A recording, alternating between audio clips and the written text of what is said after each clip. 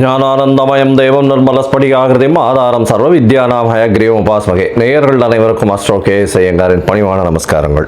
ராகு கேது பெயர்ச்சி 2025 ஏப்ரல் 26ஆம் தேதி சித்திரை மாதம் 13ஆம் நாள் சனிக்கிழமை ரேவதி நட்சத்திரத்தில் இந்த ராகு கேத்துவினுடைய பெயர்ச்சியாகுது. ராகு கேத்து பெயர்ச்சி அப்படின்றது என்ன அப்படின்னா, ராகு கேத்து இந்த ரெண்டு கிரகங்களும், அதாவது ஒரே கிரகங்கள், ஒன்று தலையாகவும் ஒன்று வாலாகவும் கருதப்படுகிறது. இந்த ரெண்டு கிரகங்களும் பார்த்தாலேயானால் 180 பாகையில் ஒன்றுக்கு ஒன்று இருக்கும். இதன் மூலியமாக பார்த்தாலேயானால் எல்லா கிரகங்களும் 7 கிரகங்களும் அதாவது வலப்புறமாக போகும், கிளாக் வைஸில் போகும். ஆனால் ராகு கேத்து மட்டும் இடப்புறமாக போகும், அதாவது ஆன்டி கிளாக் வைஸில் போகும். இதன் மூலியமாக இவ்வளவு நாள் மீன ராசியில் இருந்த ராகு இப்பொழுது கும்பராசிக்கும், கேது கன்னியா ராசியில் இருந்தவர் இப்போ சிம்ம ராசிக்கும் வரார். அதாவது பூரட்டாதி 4ஆம் பாதத்தில் இருந்தவர் பூரட்டாதி 3ஆம் பாதத்துக்கு வரார். உத்திர நட்சத்திரம் 2ஆம் பாதத்தில் இருந்த கேது உத்திர நட்சத்திரம் 1 பாதத்துக்கு வரார். ஸோ இதுதான் ராகு கேத்துவினுடைய மாற்றம். இது 26/4/2025 வருது. இதற்கு அடுத்த ராகு கேது பெயர்ச்சி பார்த்தேனால் 13/11/2026. பொதுவாகவே 1.5 வருஷம் இந்த ராகு கேத்துக்கள் ஒரு ராசியிலையும் இருக்கும். ஒரு ராசியிலிருந்து அடுத்த ராசிக்கு போகிறதுக்கு 18 மாத காலமாகும். ஒரு நட்சத்திர பாதம், அதாவது 9 நட்சத்திர பாதம் கொண்டது ஒரு ராசி. அந்த ஒரு நட்சத்திர பாதம் 2 மாதங்கள் இது எடுத்துக்கும். இந்த ராகு கேது ரெண்டுமே பார்த்தேனால் துர்கிரகங்கள், அதாவது அசுப கிரகங்களாக சொல்லக்கூடியது. அதாவது பாம்பே வலியுது அப்படின்னு சொல்லக்கூடிய அளவுக்கு எல்லாவற்றையும் பிடித்து பீடித்து ஆட்கொள்ளக்கூடிய பாம்புகள். ராகுவை விட கேது மிகவும் கொடுமையானது. இது ராகு கேத்துவினுடைய தன்மை. ராகுவை பொறுத்தவரையிலும் பார்த்தேனால் அதாவது போக காரகன். அவர் ராகு எப்பொழுதுமே எல்லாத்தையும் அள்ளி கொடுக்கிறவர். ஏதாவது எந்த ஒரு விஷயம் 1 ரூபா கிடைக்கிற இடத்துல 100 ரூபாயை கிடைக்கக்கூடிய அளவுக்கு பண்ணக்கூடிய போக காரகன். எல்லாவற்றிலும் அபரிமிதமான விஷயங்களை கொண்டு சேர்ப்பார். எல்லாமே ரொம்ப பெரிய ப்ராஜெக்ட்ஸ் எல்லாம் போடுறதெல்லாம் பார்த்தீங்கன்னா ராகுனுடைய ஆட்டம் ரொம்ப அதிகமாக இருக்கும் அந்த இடத்துல. சரி, கேதுவை பற்றி எடுத்தோமானால் எல்லா விஷயத்தையும் சுருக்குவார், தனிமைப்படுத்துவார், அசிங்கப்படுத்துவார், அதாவது கேவலப்படுத்துவார். எல்லாவற்றையும் தானே புரிந்து கொள்ள அளவுக்கு எல்லா விஷயத்தையும் அனலைஸ் பண்ணி அதுக்கு உள்ள இருக்கிற விஷயங்களை, மூலக்கூறுகளை சென்று பார்க்கக்கூடிய அளவுக்கு அவர் யோசிக்க வைப்பார். தன்னை தானே உணர்தல் அப்படின்றது கேதுவினுடைய ஆதிக்கம் அதிகமாக பொருந்தியவர்களுக்கு நிச்சயமாக உண்டு. இதை தவிர பார்த்தாலேயானால் ராகுவை பொறுத்தவரையிலும் 1 100ஆகக்கூடியவர், ரொம்ப பெருசாக பிரம்மாண்டத்தை கொடுக்கக்கூடியவர். கேது 100 இருந்ததுன்னா 1 ஆகிடுவார், 1 இருந்தால் -100 ஆகிடுவார். அந்த மாதிரி ரொம்ப சுருக்கக்கூடியவர். அவர் இருக்கும் வீட்டையும் பார்க்கும் வீட்டையும் சுருக்கக்கூடியவர்.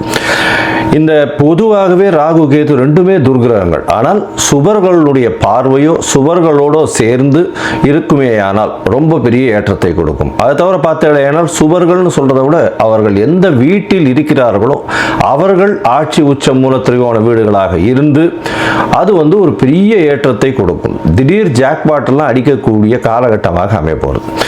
அதை தவிர பார்த்தேனால் ராகுவை பொறுத்தவரையிலும், அதாவது வெளிநாட்டிலிருந்து, வெளி மாநிலத்திலிருந்து, வெளி ஊரிலிருந்து, வெளி மதத்திலிருந்து இவர்கள் மூலியமாக உங்களுக்கு இன்வெஸ்ட்மெண்ட் ஃபண்டு வரும்.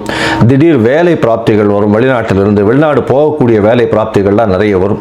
அதை தவிர பார்த்தேனால் வெளியூர் வெளி மாநிலம்லாம் போயிட்டு வரக்கூடிய வாய்ப்புகள்லாம் ரொம்பவுமே அதிகமாக இருக்கும். ஆனால் கேத்துவை பொறுத்தவரையிலும் பார்த்தேனால் கேத்துவுக்கு பொதுவாகவே பார்க்கும்போது அது மருத்துவ கிரகம்னு சொல்லக்கூடியது. மருந்து, அதை தவிர மயக்க நிலையை உருவாக்கக்கூடியது. மயக்க மருந்து, இந்த மாதிரியான விஷயங்கள், போதை வஸ்துக்கள், போதை தரும் இடத்துலையே ஒரு இடத்த விட்டு வெளியில் போகாமல் இருக்கக்கூடியது. ராகுவும் போதை தருவார். போதைக்கு உண்டான பொருட்களுக்கு உண்டானது இது பண்ணுறது, ட்ரக் டிராஃபிக்கிங், இதெல்லாம் பண்ணுறதுக்கும் ராகு வேணும். கேது அந்த மூலப்பொருளாக இருப்பார். அதுதான் ரொம்ப விஷயம். 2 பேருமே ஒரே இடத்துல வருவாங்க, ஆனால் கொஞ்சம் மாறுபடுவாங்க. ரொம்ப ஜாகிரதையாக இருந்து கணக்கு பண்ணணும். அது தவிர பார்த்தேனால் அதாவது இந்த பில்லி சூன்யம் ஏவல் ஒருத்தரை வந்து பயமுறுத்துறது இந்த மாதிரியான விஷயங்கள் எல்லாம் கேத்துவனுடைய ஜாலங்கள் அதிகமாக இருக்கும். ராகுவை பொறுத்தவரையிலும் அவர் சொல்லி அடுத்தவங்க கேட்டு மயக்க வைக்கக்கூடிய அளவுக்கு அந்த கரும்பாம்பு செம்பாம்புன்னு சொல்லுவாங்க. ராகுவை கரும்பாம்புன்னும் கேத்துவை செம்பாம்புன்னு சொல்லுவாங்க. ராகுவுக்கு பார்த்தீங்கன்னா 18 வருஷம் இந்த விம்சோத்தரி திசையில் கொடுத்துருக்காங்க. கேத்துவுக்கு 7 வருஷம் கொடுத்துருக்காங்க. 18 வருஷத்தில் ஒருவருக்கு ராகு நல்லபடியாக இருந்து சுவர்களால் பார்க்கப்பட்டு அவர்களுடைய இருந்த இடத்தினுடைய வீட்டினுடைய அதிபதி ஆட்சி உச்ச மூல திரிகோணம் திக்பலம் இந்த மாதிரியான விஷயங்கள் அடைந்திருந்தாரே ஆனால் நல்ல ஒரு யோகத்தை அந்த காலகட்டத்தில் கொடுப்பார். இப்போ பார்த்தேனால் இந்த ராகு கேத்துக்கு பார்த்தீங்களேனால் ராகுக்கும் கேத்துவுக்கும் சிறு சிறு அதாவது பிரச்சனைகள் இருக்குமே ஆனால் அவர்கள் இருக்கும் இடத்தின் மூலியமாக பிரச்சனை இருக்குமே ஆனால் அவர்களுக்கு என்ன எளிய பரிகாரம் செய்யலாம் அப்படின்றத பார்க்கும்பொழுது ராகுவுக்கு எளிமையான பரிகாரம் அப்படின்னு சொல்லக்கூடியது ராகு காயத்ரி. ராகு காயத்ரி அப்படின்றத சொல்றோம்னா ஓம் நாகத்வஜாய வித்மஹே பத்மஹஸ்தாய தீமஹி தன்னோ ராகு பிரச்சோதயாத். நான் திருப்பியும் சொல்கிறேன். ஓம் நாகத்வஜாய வித்மஹே பத்மஹஸ்தாய தீமஹி தன்னோ ராகு பிரச்சோதயாத் அப்படின்றது ராகு காயத்ரியும். கேதுதா காயத்ரி அப்படின்னு சொல்லக்கூடியது ஓம் அஸ்வத்வஜாய வித்மஹே சூலஹஸ்தாய தீமஹி தன்னோ கேது பிரச்சோதயாத் அப்படின்றதையும், அதாவது திருப்பியும் சொல்கிறேன். ஓம் அஸ்வத்வஜாய வித்மஹே சூலஹஸ்தாய தீமஹி தன்னோ கேது பிரச்சோதயாத் அப்படின்றது ஒரு நாளைக்கு ராகுவினுடைய காயத்ரி 7 முறையும் கேதுவினுடைய காயத்ரி 4 முறையுமாவது சொல்வதன் மூலியமாக ராகு கேத்துவுக்கு செய்யக்கூடிய எளிய பரிகாரமாக சொல்கிறோம். அதை தவிர பார்த்தேன்னா ராகு கேத்துவுக்கு வேறு என்னென்ன அப்படின்னா ராகுவுக்கு உண்டான கடவுளாக சொல்லக்கூடியது வந்து இந்த பத்ரகாளி, மிகுந்த கோபத்தில் இருக்கக்கூடிய ஆக்ரோஷத்தில் இருக்கக்கூடிய கடவுள்கள். அதை தவிர பத்ரகாளி, அதுக்கப்புறம் பார்த்தேன்னா இந்த இது ஐயனார் அந்த மாதிரியான இதுவில் சொல்லுவோம். அதை தவிர பார்த்தேன்னா இந்த பிரத்யங்கரா இவங்கள்லாம் ராகுவுக்கு உண்டான தெய்வங்களாக சொல்லக்கூடியது. அதுக்கப்புறம் பார்த்தேனால் நரசிம்மர் ராகுவுக்கு உண்டான தெய்வம். ஏன்னா மிகுந்த கோபத்தோடு ஆக்ரோஷத்தோடு இருக்கக்கூடியவர். இதெல்லாம் வந்து இந்த தெய்வங்கள் எல்லாமே வந்து ராகுவுக்கு உண்டான பரிகார ஸ்தலங்களாக இந்த தெய்வங்கள் இருக்கக்கூடிய இடத்த இது பண்ணலாம். அது தவிர பார்த்தேனால் இவர்களுக்கு எலுமிச்சம்பழம் மாலை, எலுமிச்சம்பழம் இதில் வந்து நல்லெண்ணெய் விட்டு இது ஏற்றுறது, எண்ணெய் விட்டு திரி போட்டு விளக்கு ஏற்றுறது. அது தவிர பார்த்தேனால் பூசணிக்காயை 2ஆக கட் பண்ணி அதில் இருக்கிற சதப்பத்தை எடுத்துட்டு எண்ணெயை விட்டு ஏற்றுறது. இதெல்லாம் வந்து ராகுவுக்கு உண்டான தோஷங்களை நிவர்த்தி செய்யக்கூடியது, ராகுவுக்கு உண்டான எளிய பரிகாரங்களாக சொல்லக்கூடியது. அது தவிர பார்த்தீங்களேனால் இந்த இது கேத்துவுக்கு உண்டானது என்ன அப்படின்னா விநாயகரை சொல்வார்கள். அது தவிர ஆஞ்சநேயர், அதாவது தலை மாறியவர்கள், அதாவது விநாயகரும் சரி ஆஞ்சநேயரும் சரி இவர்கள் 2 பேரையும் சொல்லுவாங்க. அது தவிர வந்து சித்தர்கள், யோகிகள், ஞான குருமார்கள், குரு பீடங்கள், மடங்கள் இதெல்லாம் சொல்லக்கூடியது. இந்த இடத்துக்கெல்லாம் போய் உங்களால் முடிஞ்ச படிப்புக்கு உண்டான ஏதாவது உங்களால் தானங்கள் செய்ய முடிஞ்சதே ஆனால் இந்த இடத்துல ஒரு நல்ல ஏற்றம் கிடைக்கும். அது தவிர பார்த்தேனால் இந்த இது ஆட்டிசம் சைல்டு, மனநலம் சற்று பேதலித்து குன்றி இருக்கக்கூடிய குழந்தைகள், வளர்ச்சி குன்றிய குழந்தைகளுக்கு உங்களால் முடிந்ததை செய்யும் பொழுது கேத்து பகவானின் மூலியமாக வரக்கூடிய எல்லா பிரச்சனைகளிலிருந்தும் நிச்சயமாக விடுதலை பெறலாம்.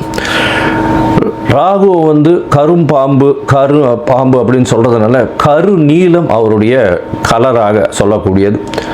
அதே மாதிரி பார்த்தேனால் கருப்பு உளுந்து அது அவருடைய தானியம். கேத்துவுக்கு பார்த்தேனால் மல்டி கலர், அதாவது பல வண்ணங்களை கொண்ட ஷர்ட்டு இல்லைன்னா பல வண்ணங்களை கொண்ட விஷயங்களை தானம் பண்ணிங்கன்னா கேத்துவுக்கு பிரீத்தியாக சொல்லக்கூடியது.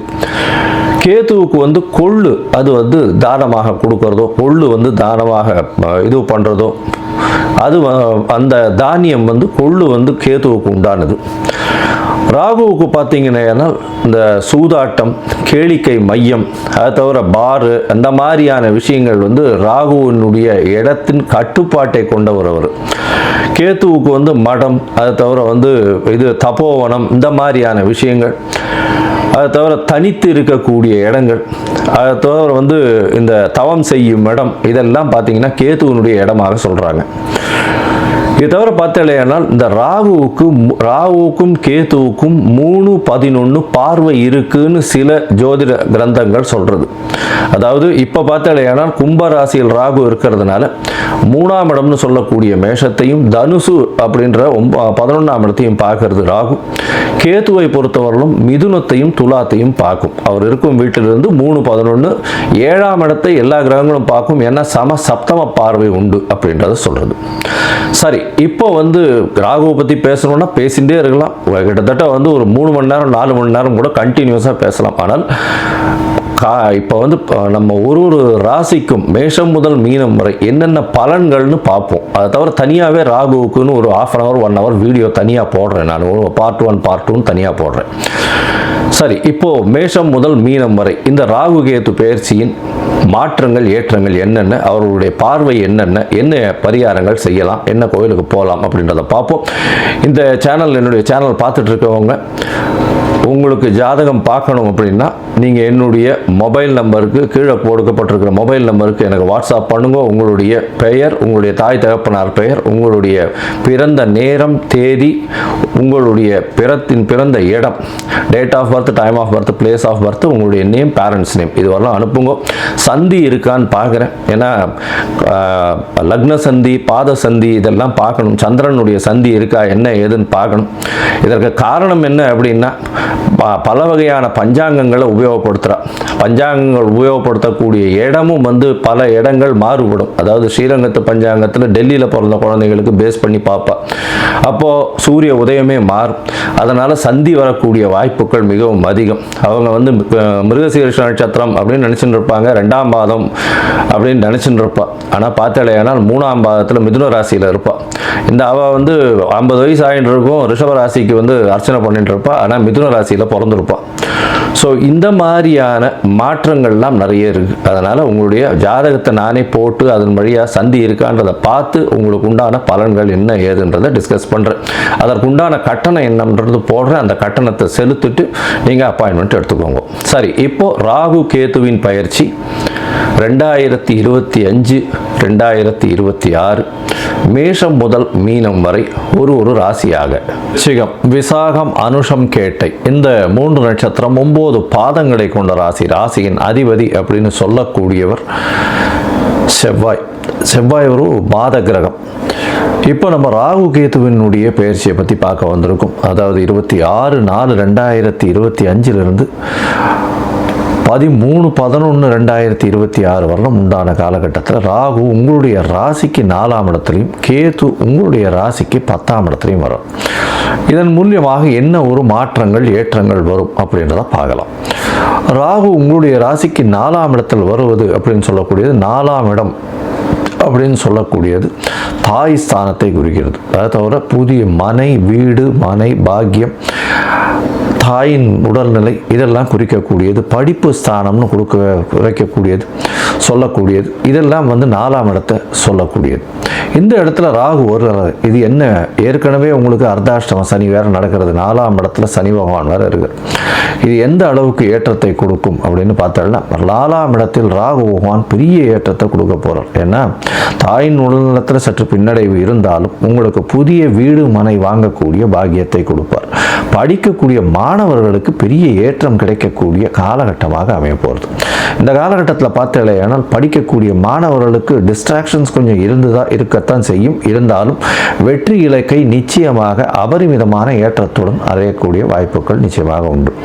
உங்களுடைய ராசிக்கு 4ஆம் இடத்தில் இருக்கக்கூடிய ராகு பெரிய ஏற்றத்தை கொடுப்பார். ஆனால் அலைச்சல் கொஞ்சம் அதிகமாகவே இருக்கக்கூடிய வாய்ப்புகள் உண்டு.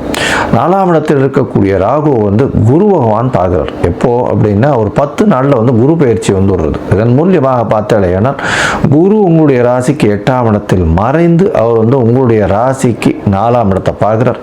9ஆம் பார்வையாக பெரிய ஏற்றத்தை கொடுக்க போகிறார். ஆன்மீக பணியில் இருக்கிறவங்களுக்கு பெரிய ஏற்றம் கிடைக்கக்கூடிய காலகட்டம். மருத்துவ பணி, தொண்டு செய்யும் நிறுவனங்கள் இதிலெல்லாம் இருக்கிறவங்களுக்கு நல்ல ஏற்றம். செங்கல், ஜல்லி இந்த மாதிரியான ரியல் எஸ்டேட் பிஸ்னஸ் பண்ணுறவங்களுக்கு சற்று பின்னடைவு இருக்கக்கூடிய வாய்ப்புகள் நிச்சயமாக உண்டு. அதை தவிர வந்து பார்த்தேனால் இந்த யூனிஃபார்ம் சர்வீசஸ் அதில் இருக்கிறவங்களுக்கு சற்று பின்னடைவு இருக்கக்கூடிய வாய்ப்புகள் இந்த ராகு கேதுவினால் இருக்கும். அலைச்சல் கொஞ்சம் அதிகமாக இருக்கும். உடல் உழைப்பு ரொம்பவும் அதிகமாக இருக்கக்கூடிய காலகட்டமாக இருக்கும். வேலை பளு அதிகமாக இருக்கும். மாற்றம் அதிகமாக இருக்கக்கூடிய வாய்ப்புகள் நிச்சயமாக இருக்கும். வேலை மாற்றங்கள் வரக்கூடிய வாய்ப்புகள் நிச்சயமாக உண்டு. உங்களுடைய ராசிக்கு பார்த்தேனால் 10ஆம் இடத்தில் கேது இருக்கிறதுனால தொழிலில் சற்று மாற்றங்கள் இருக்கும், மாறுதல்கள் இருக்கும். தொழிலில் வந்து புதிய தொழிலினுடைய மாற்றங்களை புகுத்தக்கூடிய வாய்ப்புகள் மிகவும் அதிகம். இந்த காலகட்டத்தில் 10ஆம் இடத்துல போய் கேது இருக்காரு அப்படின்னா இருக்கக்கூடிய தொழிலில் சற்று பின்னடைவு இருக்கும். இருக்கக்கூடிய தொழிலில் சற்று சுருக்கம் காணப்படும், சுணக்கம் காணப்படக்கூடிய வாய்ப்புகள் நிச்சயமாக இருக்கும். ராசிக்கு 4ஆம் இடத்துல இருக்கக்கூடிய ராகு பெரிய ஏற்றத்தை கொடுக்கக்கூடிய காலகட்டம். ராகு உங்களுடைய ராசிக்கு 4ஆம் இடத்துல இருந்து அவர் 6ஆம் இடத்தையும் பார்க்கிறார். உங்களுடைய ராசிக்கு 2ஆம் இடத்தையும் பார்க்கிறார். இதன் மூலியமாக பார்த்தாலேயானால் புதிய வேலை கிடைக்கக்கூடிய வாய்ப்பு, வேலையின் நிமித்தமாக வெளியூர் வெளிமாநிலம் சென்று வரக்கூடிய வாய்ப்பு, எடுத்த காரியங்களில் வெற்றி அடையக்கூடிய வாய்ப்பு, போட்டிகளில் அனைத்திலும் வெற்றி பெறக்கூடிய வாய்ப்பு, புதிய கடன் அமையக்கூடிய வாய்ப்பு, இதெல்லாம் வரக்கூடிய வாய்ப்புகள் நிச்சயமாக உண்டு. இந்த காலகட்டத்தில் ராகு உங்களுடைய ராசிக்கு 2ஆம் இடத்துல பார்க்கறதுனால பண வரவிற்கு பஞ்சம் இருக்காது. அதை தவிர குருவும் 2ஆம் இடத்தையே பார்க்குறாரு. அதனால பண வரவிற்கு பஞ்சம் இருக்காது. எல்லா வகையிலையும் பணம் வரக்கூடிய வாய்ப்பு உண்டு. அதாவது டேப்லேருந்து எண்ணெய் கொட்டுற மாதிரி கண்டினியூஸாக பிசுறு இல்லாமல் கொட்டின்னு இருக்கக்கூடிய காலகட்டமாக இருக்கும். எதை தொட்டாலும் பணம் வரும். எந்த பக்கத்துலேருந்து வருதுன்னே தெரியாத அளவுக்கு பணம் வரும். ஆனால் உடல் நலத்தில் ரொம்ப ஜாகிரதையாக இருக்கணும். அலைச்சல் ரொம்ப அதிகமாக இருக்கக்கூடிய காலகட்டமாக இருக்கும். அதை தவிர பார்த்தாலேனால் இந்த 10ஆம் இடத்தில் இருக்கக்கூடிய கேது உங்களுடைய தொழிலை சுருக்கக்கூடிய வாய்ப்புகள் உண்டு. தொழிலில் வந்து சற்று பின்னடைவு இருக்கக்கூடிய வாய்ப்புகள் உண்டு. இந்த காலகட்டத்தில் உங்களுடைய ராசிக்கு 10ஆம் இடத்தில் இருக்கக்கூடிய கேது ராசிக்கு 8ஆம் இடத்தையும் ராசிக்கு 12ஆம் இடத்தையும் பார்க்குறார். அதனால் தூக்கத்தில் சற்று பின்னடைவு இருக்கக்கூடிய காலகட்டமாக அமையும். அது தவிர பார்த்தேனால் 10ஆம் இடத்தில் பார்க்கக்கூடிய கேது தொழிலில் மாறுதல்களை ஏற்படுத்தக்கூடிய வாய்ப்புகளை நிச்சயமாக கொடுப்பார். இந்த காலகட்டத்தில் பார்த்தேனால் நீங்கள் திருநெல்வேலிக்கு பக்கத்தில் இருக்கக்கூடிய ஸ்ரீ கோத பரமேஸ்வரர் ஆலயத்திற்கு போயிட்டு வர்றதன் மூலியமாக உங்களுக்கு எல்லா விதமான ஏற்றங்களும் மாற்றங்களும் நிச்சயமாக உண்டு. இந்த ராகு கேதுவின் பெயர்ச்சியின் வரக்கூடிய பிரச்சனைகள் அனைத்தும் இந்த மாற்றங்கள் இந்த கோத பரமேஸ்வரர் கோவிலுக்கு போயிட்டு வர்றதுனால நிச்சயமாக பனி, அதாவது சூரிய ஒளியை கண்ட பனி போல கரைந்து செல்லக்கூடிய வாய்ப்பு உண்டு. சரி, மொத்தத்தில் பார்க்கும்பொழுது இந்த விருச்சிக ராசிக்காரர்களுக்கு அலைச்சல் கொஞ்சம் அதிகமாகவே இருக்கும். உடல் உழைப்பு மிகவும் அதிகமாக இருக்கும். ஏன்னா அர்த்தாஷ்டமம் சனி வேற போயின்னு இருக்கு. அத்தோட ராகுவும் சேர்ந்து இருக்கிறதுனால உடல் உழைப்பு மிகவும் அதிகமாக இருக்கக்கூடிய காலகட்டம். படிக்கக்கூடிய மாணவர்கள் வெற்றி பெறக்கூடிய வாய்ப்பு உண்டு. இருந்தாலும் மைண்ட் டிஸ்ட்ராக்ஷன்ஸ் ரொம்ப அதிகமாக இருக்கும். அதிகமாக முயற்சிகளை போட வேண்டிய கட்டாயத்தில் இருப்பார்கள். 100 மார்க் எடுக்கணும்னா 150 மார்க்குக்கு உண்டான உடல் உழைப்பை போட்டால்தான் வரும். இந்த காலகட்டத்தில் பார்த்தீங்கன்னா எடுத்த காரியங்களில் நிச்சயமாக வெற்றி அடைக்கக்கூடிய வாய்ப்பு உண்டு. இந்த மருத்துவ பணியில் இருக்கிறவங்க, அதை தவிர வந்து சர்வீஸ் இண்டஸ்ட்ரியில் இருக்கிறவங்களுக்கெல்லாம் பெரிய ஏற்றம் கிடைக்கக்கூடிய வாய்ப்பு. கம்யூனிகேஷன் இதில் இருக்கிறவங்க, வியாபாரத்தில் இருக்கிறவங்களுக்கு பெரிய ஏற்றம் கிடைக்கக்கூடிய வாய்ப்பு. ரியல் எஸ்டேட், ஜல்லி, மணல் விற்கிறவங்களுக்கு சற்று பின்னடைவு ஏற்படக்கூடிய வாய்ப்புகள் உண்டு. யூனிஃபார்ம் சர்வீசஸில் இருக்கிறவங்களுக்கு சற்று பின்னடைவு இருக்கக்கூடிய வாய்ப்புகள் நிச்சயமாக உண்டு. உங்களுடைய ராசிக்கு பார்த்தேனால் பண வரவிற்கு பஞ்சம் இருக்காது. தொழிலில் மாறுபாடுகள் வரும். தொழிலில் வந்து இருக்கக்கூடிய தொழில் சுருங்கக்கூடிய வாய்ப்புகள் உண்டு. தூக்கத்தில் பிரச்சனை வரக்கூடிய வாய்ப்புகள் நிச்சயமாக இருக்கும். இதை தவிர வெளிநாடு போகிறதுக்கு ட்ரை பண்ணுறவாளுக்கு சற்று பின்னடைவு இருக்கக்கூடிய வாய்ப்புகள் நிச்சயமாக இருக்கும். மொத்தத்தில் பார்த்தேனால் நீங்கள் திருநெல்வேலியின் அருகில் இருக்கக்கூடிய ஸ்ரீ கோத பரமேஸ்வரர் கோவிலுக்கு போயிட்டு வர்றதன் மூலியமாக இந்த ராகு கேத்துவின் பெயர்ச்சி உங்களுக்கு ஒரு பெரிய மாற்றத்தையும் ஏற்றத்தையும் கொடுக்கும். இந்த ராகு கேத்து பெயர்ச்சி உங்களுக்கு ஒரு 80 விழுக்காடு மாற்றத்தை கொடுக்கக்கூடிய காலகட்டமாக அமையும்.